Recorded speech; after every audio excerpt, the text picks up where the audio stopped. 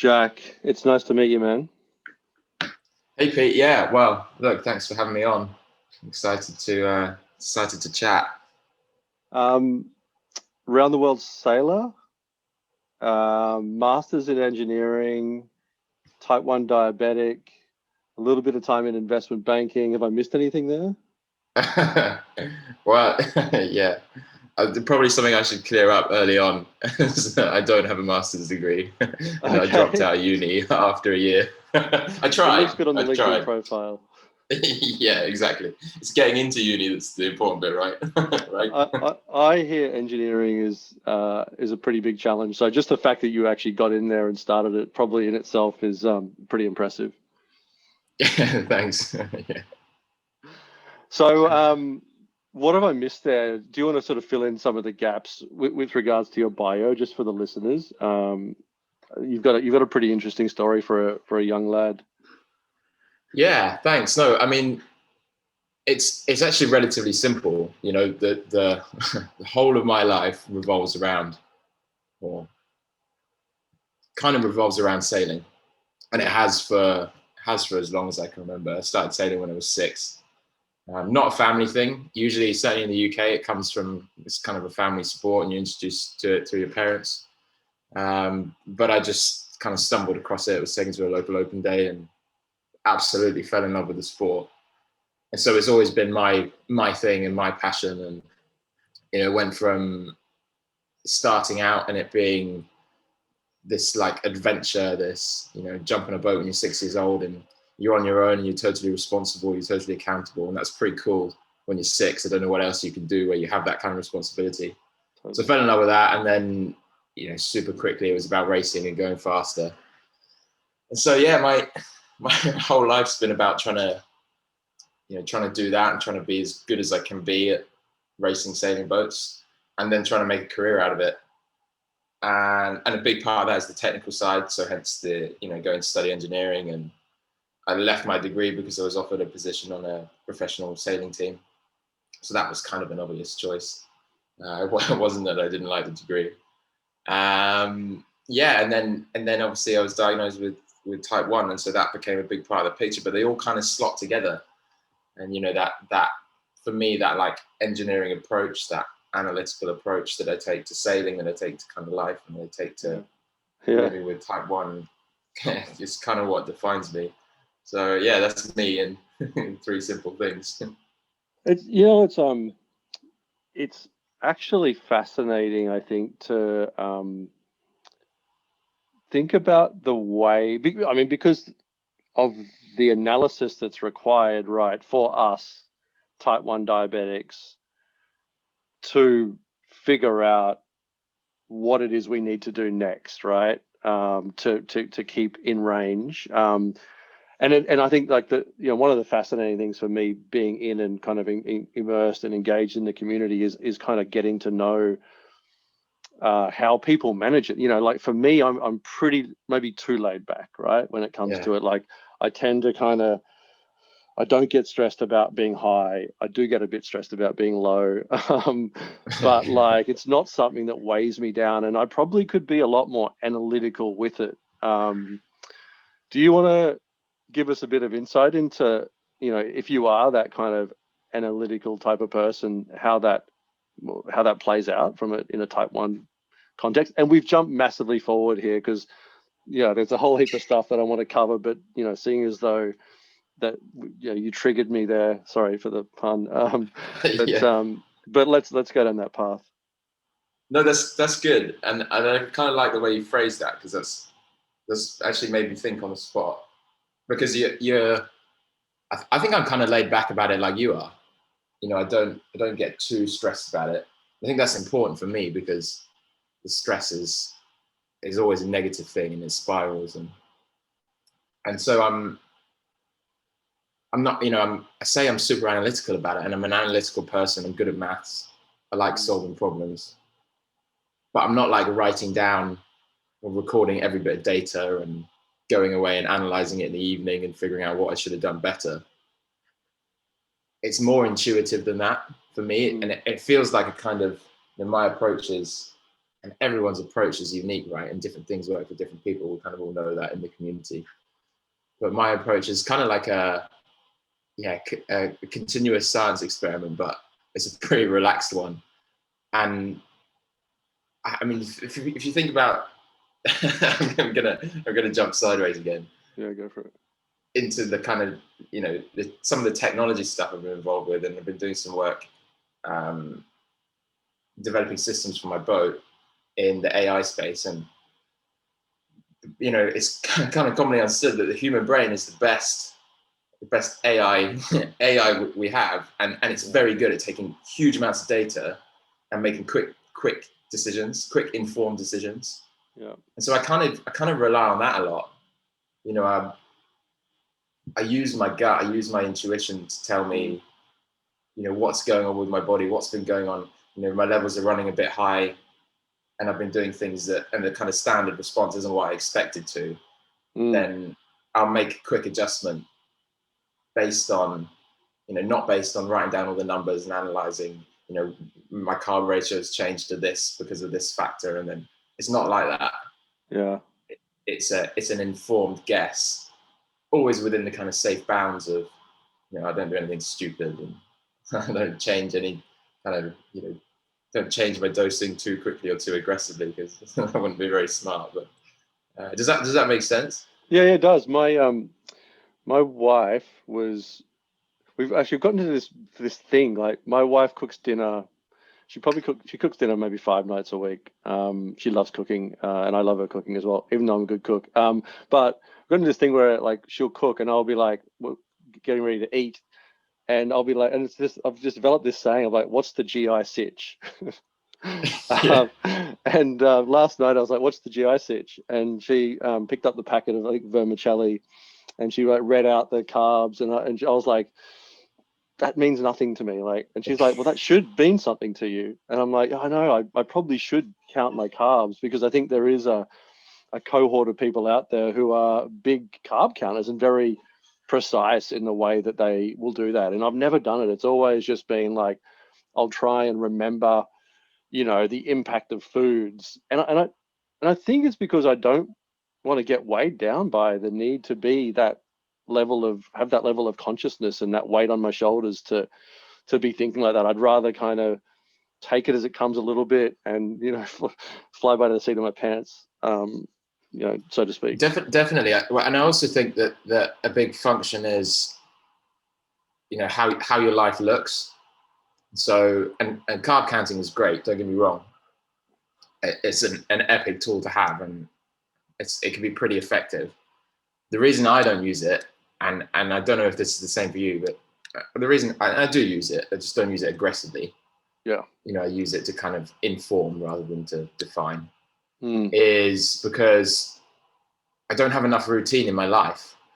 So I'm always doing different stuff. I'm always putting different physical demands on my body, mental demands, emotional demands, and the number of different contributing factors to insulin sensitivity, to carb ratio, mean that it's actually not that useful for me to carb count, because something's changed. And so the more intuitive approach I've found, and I feel pretty lucky that I've always managed my diabetes quite well. My HbA1c has always been really good. It's 38 millimole now.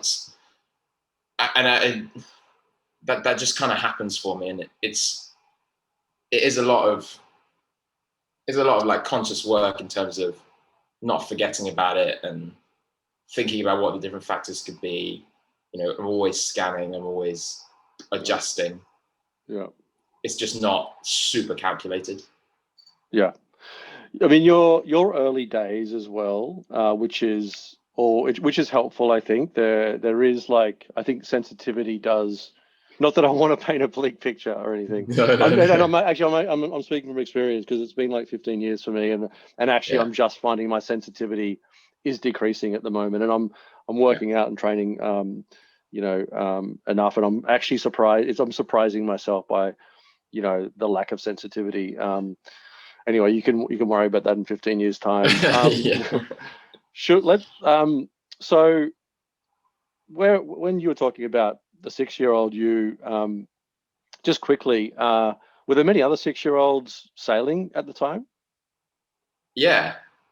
Okay. Yeah, it was a thing. It was a thing, and it's not a massive sport in this country for sure. But when you go down the sailing club and you're 6 years old and you're in your boat, you're not the club boat that you kind of borrow, and you're not the only one. And there are nice groups of kids doing it, and then I'd go on summer camps to the sailing club and kind of spend a week there, and yeah, nice. It was a really nice little sense of community, and that progressed into, certainly in the UK, we're good at sailing in the Olympics, which means we have funding. Yep. And so there are awesome youth junior pathways into, this is dinghy sailing, so small boats, into like structured training, structured camps and that kind of stuff. So I got involved with all of that from quite a young age, kind of from 13. And then you make friends that are doing it, and you're going through the pathways at the same time, and it's really, really cool because you have this kind of shared interest, and it's outside of school or whatever else you're doing, and you're all kind of passionate about it. There's a few that are pushed by their parents, but so yeah, definitely. So you're pretty immersed in the sport, and like it was already a massive part of your life when the diagnosis came along. Yeah, I think that's important. I always remember that, because I think it was really important in my diagnosis story. So I'd already left uni to pursue a career in pro sailing, to join a team and to go racing, and the diagnosis was a pretty big shock, because I didn't know much about diabetes. There's no family history, although I hear that quite often when I talk to people who've been diagnosed. What's that? No family history? Yeah, no family history, and didn't know much about it, and it was actually a bit of a surprise. Yeah. So in terms of what it meant to me when I was diagnosed, the big questions were, first, can I do this as a career? There isn't anyone else doing it, and actually there are rules in place that say that there's certain races that I can't do with a condition like type 1. Okay. But then on the flip side, it's been such a passion for me for so long, and I describe it as being so far down the rabbit hole of this is what I want to do, that when I hit that hurdle, I was kind of like, and again, I feel lucky that I had this. This was just the mindset that I just landed with, was, it's not going to, there's no way it's going to stop me, because this is happening. I'm doing this, and it's just another thing to deal with. So that the kind of positivity that came out of that, and the drive to just get through it and to learn as much as possible and to figure out the solutions, was a big factor in coming out the other side of that diagnosis in kind of good shape. Talk us through the circumstances. So you were out. So you were out of uni. So you'd already gone. You're going full time into professional sailing. Yeah. So it happened when I was racing. I was doing a race in the Middle East, in the Gulf of Arabia, Arabian Gulf. It's like a 3-week long kind of multi-stage offshore race. So pretty physically demanding, mentally demanding, and it was hot, 40-degree ambient temperature in the day. So all the normal symptoms, right? Excessive thirst, passing a lot of fluid, fatigue. And it was really difficult to identify those things. It's difficult, I think, at the best of times, because of the way that they, when you look back on them, they can be pretty rapid onset, but when you're living through them, I think they're relatively gradual, certainly for me. And then combine that with the fact that I was doing this race where I'm like, of course I'm drinking a lot of water. It's 40 degrees in the day, and I'm pushing my body. Of course I'm fatigued. Of course I'm tired. Nutrition's hard. I'm probably burning 6,000-7,000 calories a day. And it was only when I got back home after the race, amazingly, I was okay, and realized I'd lost pushing 20 kilos, and I didn't have 20 kilos to lose. It was like a quarter of my body weight. And then I was like, there's probably something else wrong. Should probably go and see someone. It was the weight loss that was the main, trigger. Yeah. That was like the identifier. Yeah. Because you can be fatigued and you can be thirsty, but you can't justify that much weight loss in that little time, really, I think. Consider yourself to be healthy. And so what, you were over there for 3 weeks and came back, what did a test, saw that you were high? What happened there? Oh man, no, it wasn't that simple. And this is the example of how not to do it, right?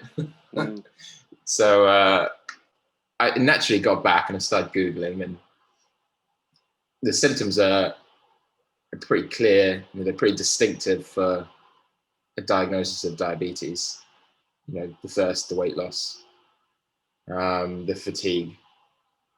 Usually when you do a kind of Google search for a medical condition, it's bad news, but it came up with diabetes pretty quick, and I was quite convinced that that's what it was, but I just knew nothing about it. And so having then gone through that and then found also these, all of these rules that said that I might not be able to compete if I had diabetes, because naturally that was the next thing I looked up. I wasn't super keen to to it wasn't denial. I mean, yeah, it probably sounds a bit like denial, but it wasn't. It was, I just didn't want to, I wanted to be sure that that's what it was, kind of on my own, which was a terrible idea. yeah, And I didn't know if maybe, reading stories about people being diagnosed with type 2 diabetes when they're relatively young. And I was like, hey, it could be that, and it could be reversible, and it could be. So I kind of left it another couple of weeks, and it kept getting worse. And then I decided that I basically went home to my mum's place and got into bed for like 16 hours, and she decided I should probably go to the doctor. Were you talking to anyone at the time about the symptoms? I think I was. Yeah, I was definitely keeping my mum updated. Okay. I wasn't with her, but I'd sort of let her know what was going on. And I think at that point, my friends had sort of started to notice that, when you lose that much weight, you look a bit different. Yeah. But no one kind of pointed out that, no one kind of pushed me to go and see someone about it. Yeah. Yeah. That's some independence, man. Yeah, in all the bad ways. I don't know. I'm trying to think of what else you'd call that, but I think independence is one thing anyway. Yeah, independence. Yeah, stubbornness, bit of stupidity. And so okay, so then it just got to a point where you couldn't avoid it anymore. Yeah, I kind of rationalized it in my head. I was like, well, this is this, and that's probably what it is, and I definitely need some help at this point, or it's going to get dangerous. And so, I went to the doctor and went to my GP and pricked my finger, took a glucose test, and it was like 20, 24, 25, and pretty clear. And I wasn't surprised. I knew what it was going to be. I think my mum was quite surprised because she hadn't believed me when I said I think it's diabetes. And then, went into hospital overnight and went on a drip, and it was the most amazing thing. I don't know what your experience was like, but just going on saline drip overnight, I'm just rehydrating. I basically inflated, and I felt amazing. I think I put on 6 kilos of just a fluid overnight. Wow. And it was kind of a relief. Like, what it is, and that that suddenly you're solving the problem. You've got insulin coming on board, and you're rehydrating, and it's like you go from this gradual, and then immediately you look back at it and you're like, actually, how long has this been affecting me? And I've not been 100% for a relatively long period of time, and suddenly actually I can see a way out of this. So that was cool. Yeah, mine was kind of similar. I was peeing a lot, thirsty, like craving sugar.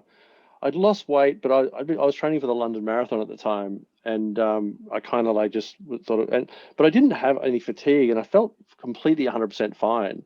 But I was talking to a mate back in Australia, and I was like, you know what? His name's Doug, and I was like, Dougie, I've been peeing a lot, and like my eyesight went blurry. Actually, I've always had perfect eyesight. My eyesight went blurry, and they wanted to give me glasses. I'm like, what's going on? Like, I've all these symptoms. He's like, well, he's got diabetes or rabies. He was joking about the rabies, but so I went to Boots, got a test. It was like, couldn't even read it. It was so high. Went to the GP. she said, "I can't believe you're even awake. You should not be Yeah. awake with the readings that we've got." And I felt 100% fine. And so I said to her, she's like, "You've got to go to the hospital right now." And I was like, "Look, I've got a really busy day. I feel fine. I'll go after work." And she's like, "Either you're getting in a taxi or I'm going to call an ambulance." So I went. They gave me some, they tested my arterial and gave me some insulin and a bit of a chat. And I went on my way. I don't know why I That's didn't have insane. the same kind of physical. I just didn't notice it really. But anyway, this is about you. So that must have been pretty. I can imagine that would be pretty scary to think about, like the potential impact of this thing that you've got now on your career, on your passion. Like, what was going through your mind around that? Yeah. Well, and look, hey, it's I love these conversations because it's so cool to hear everyone's different experiences with it, and it just highlights how different they can be, even Yeah, through diagnosis, and yeah, it totally. really is never the same, and that's also what's kind of intimidating about it. Yeah, what's going through my head? I mean, being a a professional sports person, you kind of practice resilience every day anyway. Mm-hmm. And we were talking a little bit before we started recording about being self-employed, and you get good at being thrown curveballs, and you get good at trying to be objective about what the next steps are. And I'm a big fan of having a plan and being able to change it, and all that stuff. And it's just like the ultimate lesson in that. Here's this thing that you didn't expect, and yeah, it could be detrimental to your dreams and to your career, and or it's just an obstacle, and you just figure out how to dodge the obstacle, or not even dodge it, but how to climb over it to deal with it. And so again, this is where I think I was lucky, and I think I was lucky in this because of what I was saying earlier. I was so far down this rabbit hole that, and yeah, the stubbornness and the independence and whatever you want to call it, of I didn't get bogged down by all those negatives, and just blindly believed that I could figure out how to work with this big obstacle. But that's and that I think for me is like the definition of resilience. And there's a lot of conversation in the world about things like resilience, especially at the moment and after the pandemic, and resilience and mental toughness and all that stuff. And really, you build those skills, you build those qualities by practicing them, and you do it in small ways, and you do it in small ways every day. And so, yeah, for me, that's come from sport. It's come from a few things that happened earlier in my life, and now it's come from being diagnosed with type 1 and learning how to manage that and still kind of chase after my dreams. So yeah, I think I was like I said, I think I was lucky that I kind of just landed on my feet with that approach, but it's taught me a lot. Did it affect the direction that you were planning to go in? Like, you talked about being races that you couldn't compete in. Was there anything you were wanting to do that you can't do now? Yes and no. It really made me question it, and I explored a couple of different kind of routes in the sport. And there are, the sport's divided into lots of different disciplines, and the disciplines are all quite different. And the ones that all I really dreamed of doing is this, the round the world stuff, the long distance stuff, and probably the solo stuff at that point as well. It was that for me was like the pinnacle of the sport. It's the ultimate challenge. Get on a boat on your own and race it around the world. And the big boats, the fast boats, and they're technologically advanced. And and that was where the clear challenges were. Be on your own, thousands of miles from help, in an extreme environment. Probably going to be difficult with type 1. So But what I could look at, I just love sailing. So I could go back to doing more kind of coastal racing, inshore racing, or racing with teams, and I explored that in my head through the process of then trying to work with. I guess there were two parts of working through those challenges. One was believing myself that I could do it, because it would be naive to just sit there and say, I've just been diagnosed with type 1. I don't really know much about it. And I'm quite early on in my career of, long distance solo sailing. I haven't even done it yet. Done it with small teams, but I've not even done it on my own. So it'd be naive to say, oh, I can definitely do it. I just need to convince them that I can do it. So a big part of it was convincing myself that I could get on a boat, go out into a storm and be okay. And then the next big part was, working with the organizations and working with doctors and convincing them that I'd be safe to do it. And so through that process, it wasn't a clear, because of having to work with myself through that, it wasn't a clear, these are the barriers that I just need to break down. It was just a big question that I was working through for a couple of years. And in that time I explored, what other kind of sailing I could do. And in the end, that just ended up driving me even more towards, the long distance stuff, the solo stuff, because I realized how much that challenge means to me, and even more so after the diagnosis. So the interest in solo around the world stuff was there pre-diagnosis? Yeah, it was. I've always, was always kind of sucked into the around the world racing and the adventure of it, and just how big the challenge is. It's a romantic notion. I imagine it's very different in reality. That's a very good point. And actually, a lot of people get sucked into this romantic idea of sailing around the world, and there are very few people who go and do it and enjoy it. It's not enjoyable, but enjoy the challenge of the whole thing. It's an endurance sport. It's there's nothing really fun about it. But the romantic idea, and the uniqueness of it, so few people get to do it. So I always thought that was super cool. The solo stuff I didn't know, and that was kind of a bit of a transition. And there was a big race called the Volvo Ocean Race, which is crewed around the world with a team, and that was actually what I loved following when I was younger. And that was the pinnacle of the sport in terms of technology. So they were designing the fastest boats, and then there was a bit of a shift in the sport, and those boats, they changed the rules, so those boats ended up all being the same. So they kind of stunted the design and technology evolution of those boats, and it shifted over to the solo stuff, who ended up building the fastest boats. And so I kind of moved a bit with that, and then that opened my eyes to the solo challenge when it became the kind of peak, because the technology stuff's so important to me, and I love the design process, I love the innovation process. So that kind of opened my eyes to all of that. And then I realized, when I did my first solo race, I realized how much I loved that challenge. When it all kind of came together. Any precedents in type 1s, or maybe even, I'm trying to think of there's other similar types of what do you want to call it, a disease? Maybe I don't usually use the word disease much, but is there any precedence with other around the world solos in type 1? No, nothing. Nothing. But I mean, I guess there are some precedents in terms of like endurance, right? I don't know if there's any explorers, or I'm sure I probably should have researched this. I'm sure if someone's climbed Mount Everest with type 1. Well, I think they probably have, yeah.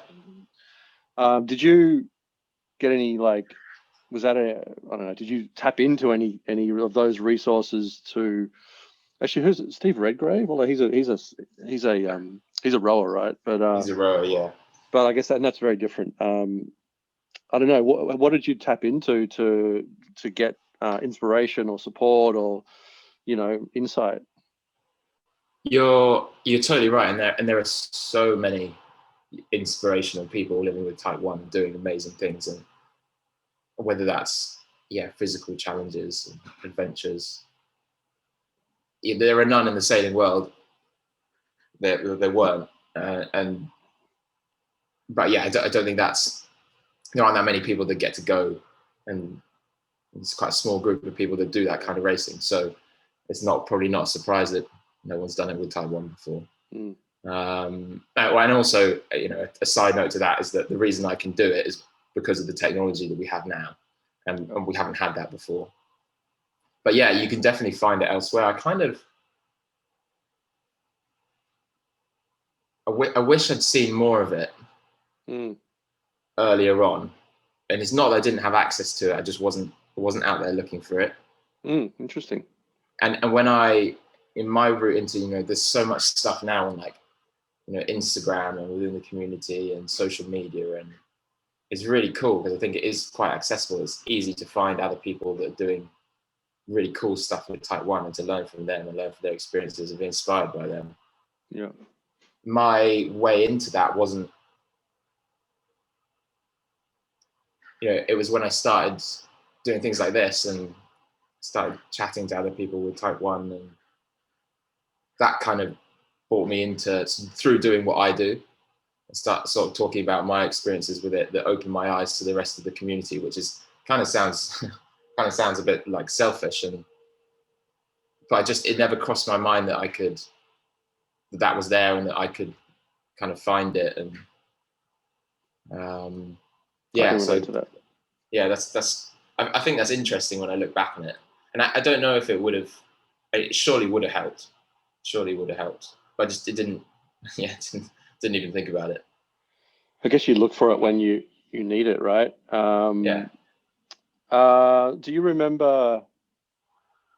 I don't know. Were people advising against? Yes. Yeah, I came up against a few for sure. But were they speaking from any authority?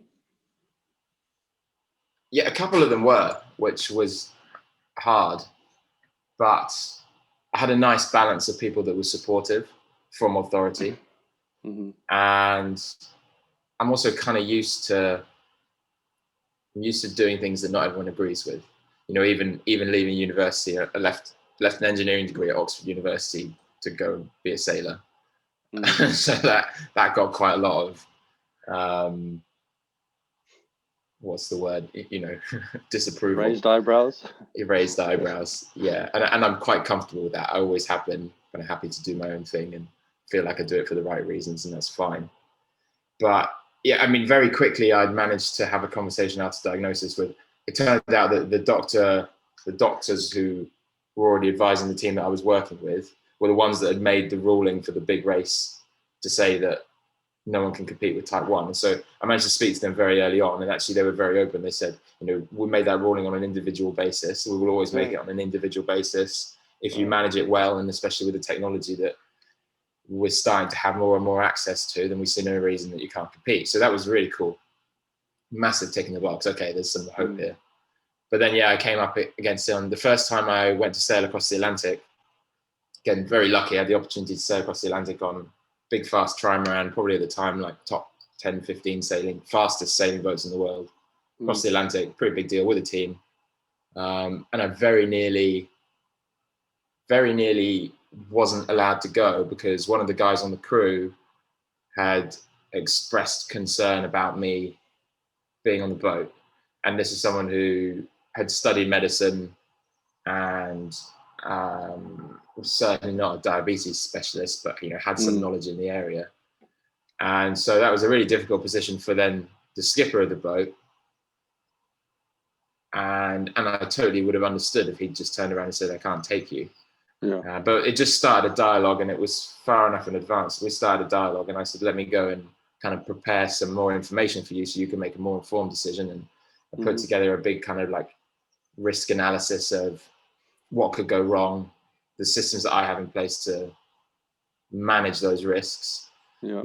What if my insulin goes off? Well, I have another batch. And what if it gets too hot? Well, I have it insulated somewhere. And what if I go hypo? Then, I have fast acting sugar, and then worst case, I have a glucagon injection, and et cetera, et cetera, et cetera. And just tried to cover all bases for him so he could make an informed choice. And then I left it with him. I didn't feel like I was in a position to push my own agenda on that.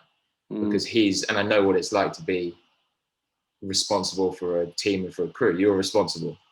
And so you take the full brunt of that. And so that's one of the challenges of sailing with crew, is that I'm not just out there looking after me. I'm putting whatever additional risk I bring onto the other people around me. So I have to be confident that I can manage those risks, and then I have to get them to buy into that.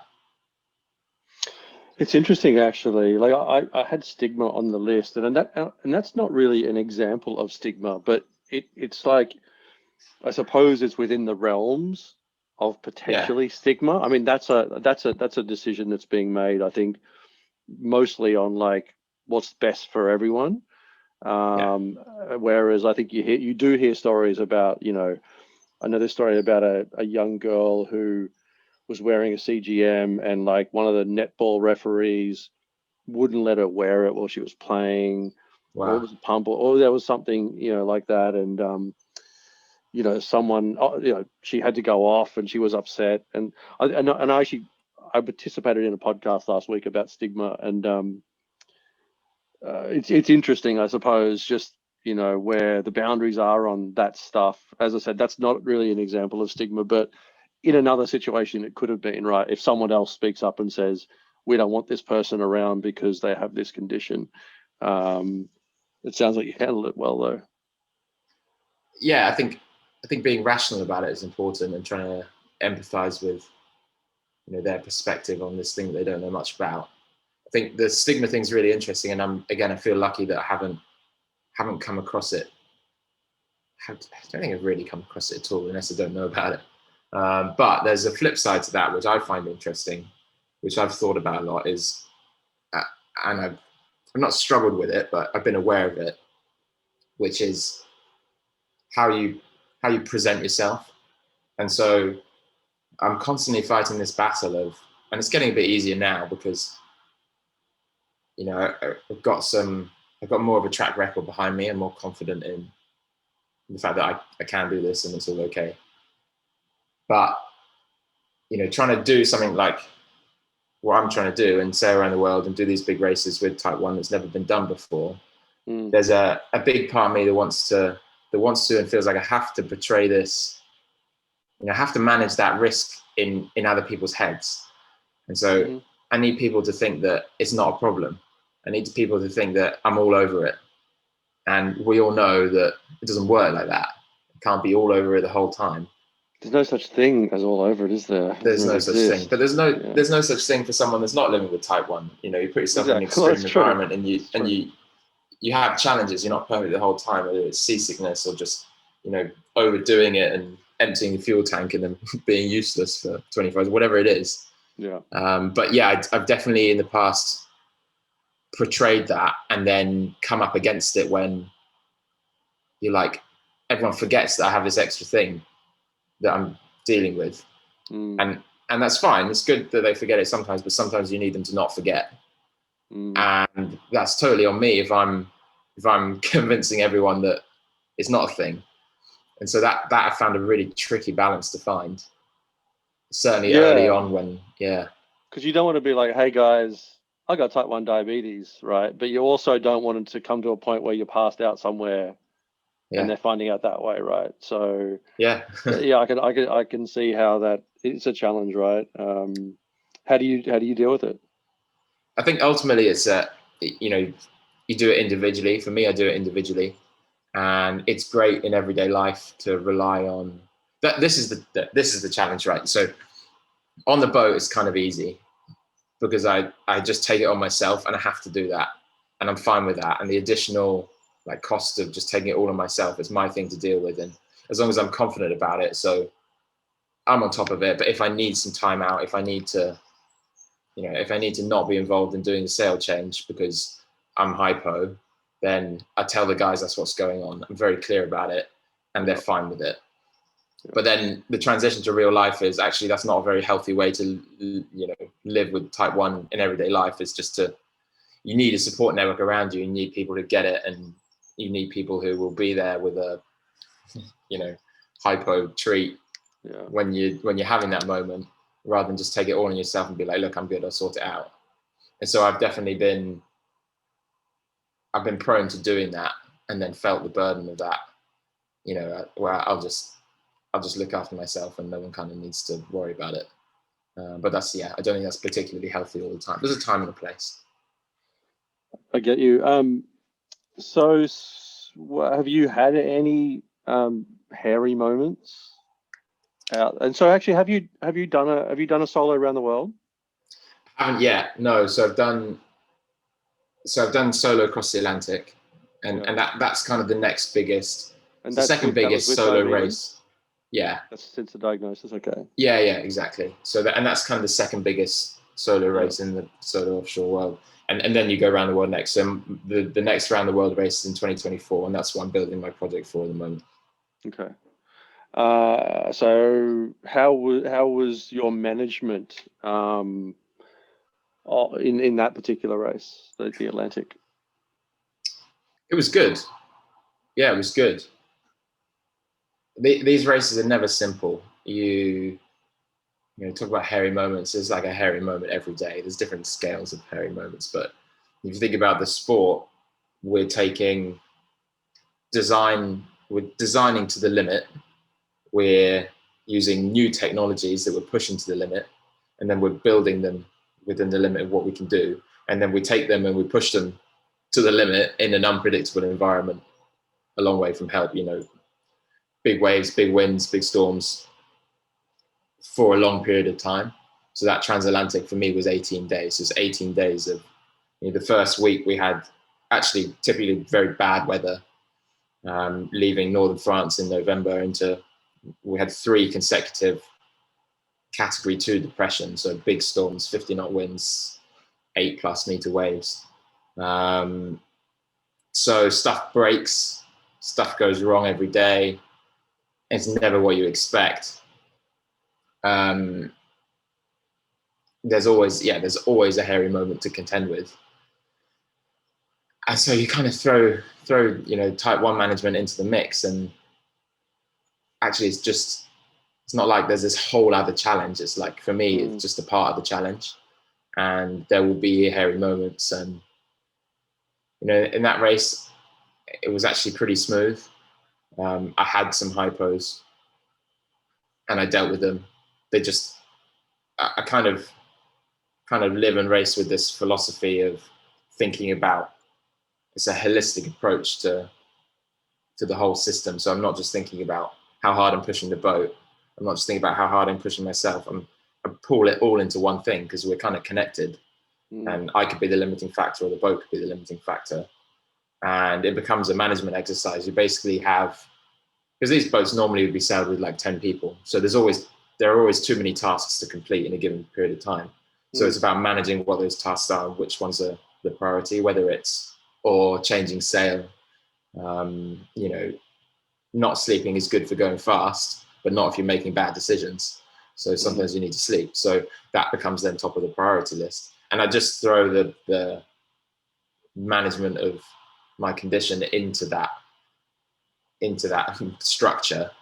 So if I'm having a hypo, then it becomes top of the priority list. Nothing else matters, unless there's something that's safety critical, and then I find a way to manage both, or pick one. So are there moments where you're literally sitting down, just dealing with the hypo, waiting for it to pass before you take on the next task?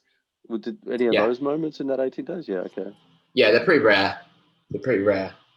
But yeah, they can catch you out like they can every day. And so those are probably the hairiest moments, right? But in hindsight, they seem pretty simple, because it's like, this is what's happened. I know how to deal with it. I've never been scared. I've had a couple of hypos where I've never had a serious hypo where had to been unconscious or incapacitated. But I've had a couple in the last 5 years where you sort of worry about that a little bit. Yeah. Not on the boat, and that's again just being strict. For having sensors is amazing. Yeah. Pre-programmed alarms and stuff. You wouldn't know what it was like not to have a sensor, I imagine. You would have had one since the beginning. No, I did a couple of years on finger pricks. Oh, did you? Yeah, before the Libra. Actually, 2, maybe 3 years.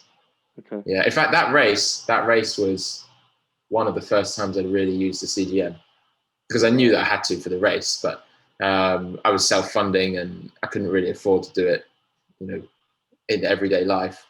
Yeah. And I knew I needed it for the race, so I kind of trialed them beforehand to get used to how it was going to work, and tested it would do what I needed it to do on the boat, and then I used it on the boat. You're a great advertisement. Abbott should be supporting you in some way. Hopefully they are. Yeah, I am a freestyle ambassador. Oh, good. And why not Dexcom, given it's got alerts? I mean, I'm a Libre preferrer too. Prefer, I don't know if that's a word, but I've tried both. But I would have thought in that situation, I wonder whether a Dexcom, because of the alerting. I imagine you've considered it. I have considered it, and I could actually talk for quite a long time on this. I have talked, I've talked on this stuff, which I won't bore you too much. But there's so many things to consider, and again, when you put yourself in that environment, they all become apparent very quickly. So it's stuff like changing the sensor. When you're bouncing off, you don't bounce off the waves. We're doing top speeds of these boats is like 40 knots, 40 plus miles an hour. And so when you go off a big wave, you fly off it, and then you hit the next one, and you're pulling like 2-3 Gs in deceleration, and you hit the next wave. So it's not a comfortable place to be. And then, even if you're not wet on deck, so the thing's basically a submarine. If you're managing to hide, and we've got a lot more protection than the modern boats now, but then it's humid, and you're working hard, and so just doing something as simple as a sensor change can be really difficult. And so only having to do that every 2 weeks with the Libre is awesome. And it's so simple with the applicator. Yeah, true. So that kind of thing is worth considering. And then for me, I actually like having to make an action to collect the data, to scan it, because I think it's easy to have too much data and then it to just blend into the background. Whereas if you have to make a conscious alert fatigue, yeah, exactly. Because if you have to make a conscious action to scan it to collect the data, you've initiated an action already, and so you're ready to take another action if it's not where it needs to be. So I like that. The alarms are really important, but Libre 2 with the alarms is great. So things like that. 2? Are you on the Libre 2? I am, yeah. Since it's not in Australia yet. Kind of beginning of this year. Yeah, it's really cool. It's basically the same, but you get alarms, which I think is just wicked, because there's no real transition to like a new piece of tech. Sorry, my wife said the dinner's ready. Nice. I'm so sorry about that. I've lost my train of thought completely, and my cheeks are going red with a bit of embarrassment. Everyone's out there is going to be thinking that I just sit here and chat to people while she's enslaving away in the kitchen. It's not like that. Yeah, only 5 days a week, right? So Libre 2. Okay, so you like it, so do you not need to? Do you need to take that action then now with the scanning? No. Yeah, so with Libre 2, you still scan it. Oh, you do? So okay. It's exactly the same, apart from the fact that it will ping you an alarm if you go out of range, your preset limits, to your phone or to the reader. Okay. So it's like a hybrid between, I guess it's pretty smart what they've done in terms of battery use. Yeah. Is that you still have to scan to collect, but I think it will actively ping over Bluetooth if it's picked you up out of range. I think the next generation sensor will be fully Bluetooth, which is the Libre 3, which obviously isn't released yet. Yeah. So it's a nice middle ground, actually. I like it. Cool. I'm just looking at what's next, man. How far away is the so you said 2024? 2024, yeah. So the race is called the Vendée Globe, which is the solo, non-stop, unassisted around the world. Yeah. It's like the Everest of sailing. Yeah. It's every 4 years. Yeah. And I will be there. I will be there in 2024. It's a massive project to put together. It's, an extension of what I've been doing previously, but it's a bit of a step up because I have to step up to a bigger boat. So the budget's a bigger you need bigger sponsors and all of that stuff. So at the moment, we're kind of in like a build phase of that campaign. So we're, looking at raising investment. We've raised some investment already, and then it's signing partners and sponsors and all of the work that it takes to, it's basically like running a startup. So that's, taking up most of my time at the moment. And then of course I've got to get on the water and do some training as well and do some racing. But, hopefully next year we're kind of on the circuit, and then it's like 3 years of build up on the circuit and qualifying and, racing for the kind of the circuit of which the Vendée Globe is like the pinnacle event at the end of the series. So yeah, super exciting time.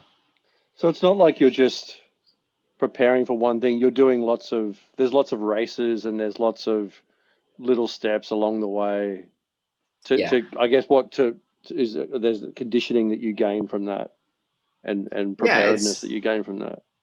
It's easy to think, because of the narrative and the story, because the Around the World is such an incredible challenge, it's easy to think that it's just about that, but it's professional sport and it's a circuit. It's just that there's that, event at the end, which kind of sits a little bit above all the rest. And so, there's a championship of which all of the races that we do every year, traditionally there's 2 major races each year. And so, time spent between obviously running the campaign, training for those races, doing those races. And then the boat spends a lot of time out in the water getting rebuilt and, between each major race and that kind of stuff.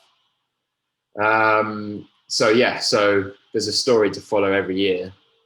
There's a race to do every year. And then the kind of overarching narrative is that we're preparing to peak for 2024 and for the Vendée Globe. It's exciting, man. Yeah. Yeah, really exciting. And it's a massive challenge. I can't even really fathom, I guess, what you're taking on. And it's inspiring, man. It really is inspiring that you're doing something that, like the question I asked earlier, like, is there any precedent here? I think that, you're sort of pushing some boundaries, which is, I think it's great for people to hear about this stuff in the community, to kind of know what's possible. It is inspiring, man. Appreciate you sharing your story. Yeah, thank you. No, look, thank you very much.